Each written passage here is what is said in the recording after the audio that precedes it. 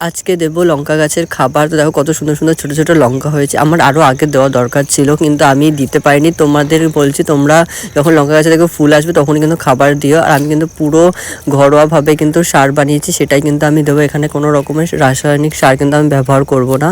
তো যাই হোক, তোমাদেরকে আমি লঙ্কা গাছগুলো দেখাচ্ছিলাম। আর লঙ্কাগুলো এখন সবাই ছোটো ছোটো, আর এখন সার দিলেও ভালো হবে। যাই হোক, তো সর্বপ্রথম কিন্তু আমি মাটিটা ভালো করে কিন্তু খুঁজে নিচ্ছিলাম।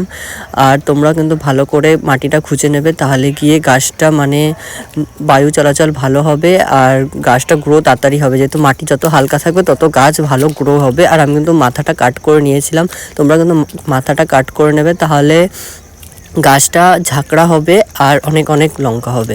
তো যাই হোক, তো এদিকে কিন্তু তোমাদের সাথে কথা বলতে বলতে কিন্তু আমার কাজ হয়ে গেছে। আর এই সারটা আমি বানিয়েছি একদম ন্যাচারালভাবে, পুরো ঘরোয়া। প্রথম কলার খোসা আমি রোদে শুকিয়ে সেটা মানে গুঁড়ো করে নিয়েছি। এর ভিতরে সেটা রয়েছে গোবর সার রয়েছে, আর রয়েছে সবজির মানে খোসা পচানো সার রয়েছে।